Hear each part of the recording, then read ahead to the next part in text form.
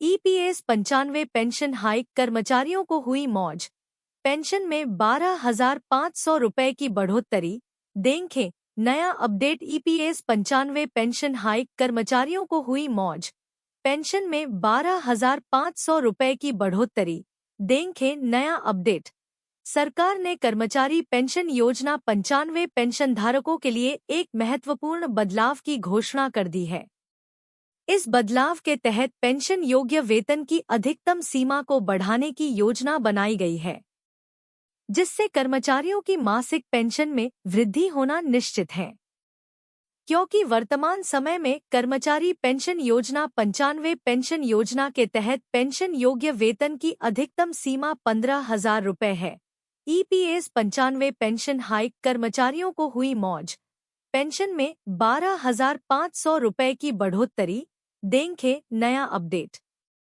लेकिन नए प्रस्ताव के अनुसार इसे बढ़ाकर 25,000 रुपए करने की योजना बनाई जा रही है, जिससे कर्मचारियों की मासिक पेंशन में 12,500 रुपए तक की बढ़ोतरी हो सकती है। तो चलिए आप सभी इस कर्मचारी पेंशन योजना 95 पेंशन बढ़ोतरी पर नया अपडेट बताते हैं। ईपीएस 95 पेंशन योजना की मौजूदा स्थिति। कर्मचारी पेंशन योजना 95 पेंशन योजना एक महत्वपूर्ण पेंशन योजना है, जिसे 1995 में संगठित क्षेत्र में काम करने वाले कर्मचारियों के लिए शुरू किया गया था। यह कर्मचारी पेंशन योजना कर्मचारी भविष्य निधि संगठन द्वारा संचालित की जाती है और इस कर्मचारी पेंशन योजना का लाभ उन्हीं कर्मचारियों को मिलता है जिन्होंने कम से कम 10 वर्षों तक सेवा की हो। कर्मचारी पेंशन योजना के तहत कर्मचारी के वेतन का 12% उसके पीएफ खाते में जाता है, जबकि नियोक्ता भी समान मात्रा में योगदान करता है। इस योगदान का एक हिस्सा, जो 8.33% होता है, पेंशन फंड में जमा होता है, जिससे कर्मचारी की पेंशन राशि तय होती है। एम्प्लॉय पेंशन स्कीम पेंशन वृद्धि की गणना। वर्तमान नियमों के अनुसार पेंशन की गणना कर्मचारी के अंतिम 60 महीनों के औसत वेतन पर की जाती है। उदाहरण के लिए, अगर आपकी मासिक सैलरी 15,000 रुपए है और आपने 35 साल तक सेवा की है, तो आपकी मासिक पेंशन 7,500 रुपए होगी। गणना का फॉर्मूला कुछ इस प्रकार है। मासिक पेंशन पेंशन योग्य वेतन x सेवा अवधि बटा 70। लेकिन अगर पेंशन योग्य वेतन को बढ़ाकर 25,000 रुपए किया जाता है, तो आपकी पेंशन भी बढ़कर 12,500 रुपए हो जाएगी। यह बदलाव कर्मचारियों के लिए एक बड़ी राहत साबित हो सकता है, खासकर उन लोगों के लिए जिन्होंने लंबी अवधि तक सेवा की है। ईपीएस 95 पेंशन उच्च पेंशन योजना की आवश्यकता क्यों? कई श्रमिक संघों ने यह मांग की है कि पेंशन योग्य वेतन की अधिकतम सीमा को 15,000 रुपए से बढ़ाकर 25,000 रुपए किया जाए। ऐसा इसलिए क्योंकि वर्तमान आर्थिक स्थिति में 15,000 रुपए की सीमा कर्मचारियों की जरूरतों को पूरा करने में असमर्थ है।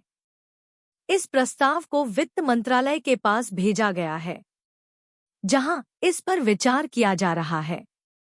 अगर इसे मंजूरी मिलती है तो लाखों पेंशन धारकों को इसका सीधा लाभ मिलेगा। एम्प्लॉय पेंशन स्कीम निजी क्षेत्र के कर्मचारियों के लिए भी राहत। कर्मचारी पेंशन योजना 95 पेंशन योजना के तहत न केवल सरकारी कर्मचारी बल्कि निजी क्षेत्र के कर्मचारी भी पेंशन के हकदार होते हैं। अगर आपने किसी प्राइवेट कंपनी में काम किया है और आपका पीएफ कटता है, तो आप भी इस कर्मचारी पेंशन योजना का लाभ उठा सकते हैं। यह कर्मचारी पेंशन योजना संगठित क्षेत्र में काम करने वाले कर्मचारियों के लिए है और इसमें शामिल होने के लिए कर्मचारी को 10 वर्षों तक नौकरी करनी होती है। रिटायरमेंट के बाद 58 वर्ष की आयु पूरी होने पर पेंशन मिलनी शुरू हो जाती है। ईपीएस 95 पेंशन मौजूदा पेंशन में अधिकतम सीमा। अगर मौजूदा नियमों के अनुसार देखा जाए तो 15,000 रुपए की पेंशन योग्य वेतन सीमा के तहत अधिकतम पेंशन 7,500 रुपए होती है। लेकिन इस पेंशन को बढ़ाने के प्रस्ताव के बाद अगर वेतन सीमा 25,000 रुपये कर दी जाती है तो पेंशन 12,500 रुपये हो जाएगी। यह बदलाव कर्मचारियों के लिए आर्थिक रूप से फायदेमंद साबित हो सकता है, खासकर उन लोगों के लिए जो अपनी नौकरी की सेवा अवधि को पूरा कर चुके हैं। एम्प्लॉय पेंशन स्कीम (ईपीएफओ) द्वारा पेंशन में बदलाव की प्रक्रिया। कर्मचारी भविष्य निधि संगठन ने फिलहाल उच्च पेंशन योजना की गणना की प्रक्रिया की घोषणा नहीं की है। पेंशन गणना की प्रक्रिया में परिवर्तन आने पर अधिक जानकारी उपलब्ध कराई जाएगी। वर्तमान में कर्मचारी और नियोक्ता दोनों की ओर से योगदान के आधार पर पेंशन तय होती है और इसे बढ़ाने के लिए कर्मचारी भविष्य निधि संगठन नई गाइडलाइंस जारी कर सकता है। ईपीएस 95 पेंशन के तहत कुछ अहम नियम। पेंशन का हकदार कौन? कर्मचारी जो कर्मचारी भविष्य निधि संगठन में योगदान देते हैं और 10 साल की सेवा पूरी कर चुके हैं, वे पेंशन के हकदार होते हैं। लेकिन पेंशन का लाभ 58 साल की उम्र पूरी करने के बाद ही मिलता है। 50 साल की उम्र के बाद भी पेंशन ली जा सकती है, लेकिन इसके लिए पेंशन में कटौती होती है। एम्प्लॉय पेंशन स्कीम पेंशन से पहले नौकरी छोड़ने पर क्या होगा? अगर कोई कर्मचारी 50 साल से कम उम्र में नौकरी छोड़ता है तो उसे पेंशन के लिए 58 साल तक इंतजार करना होता है।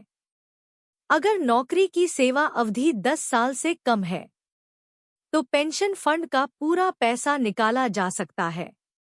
ईपीएस 95 पेंशन योजना के तहत पेंशन योग्य वेतन में बढ़ोतरी का प्रस्ताव कर्मचारियों के लिए एक बड़ी राहत साबित हो सकता है।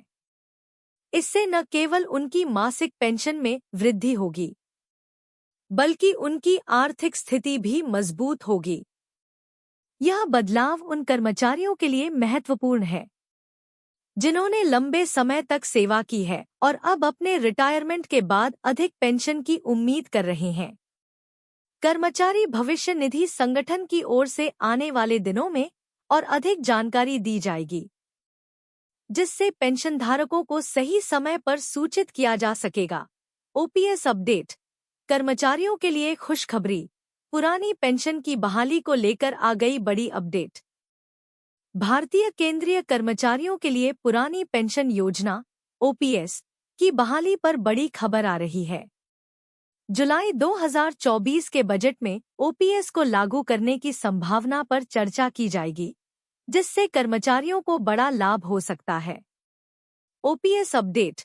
केंद्रीय कर्मचारियों के लिए हाल ही में पुरानी पेंशन योजना ओल्ड पेंशन स्कीम ओपीएस की बहाली के विषय में कुछ महत्वपूर्ण घोषणाएं सामने आई हैं। इस लेख में हम इस विषय पर आगामी बजट प्रस्तावों और संभावित बदलावों की गहराई से जांच करेंगे जो कि जुलाई 2024 में पेश किए जाएंगे। इसके अलावा हम ओपीएस के लाभों और इसे बहाल करने की सरकारी प्रक्रिया पर भी प्रकाश डालेंगे। ओपीएस की विशेषताएं और महत्व।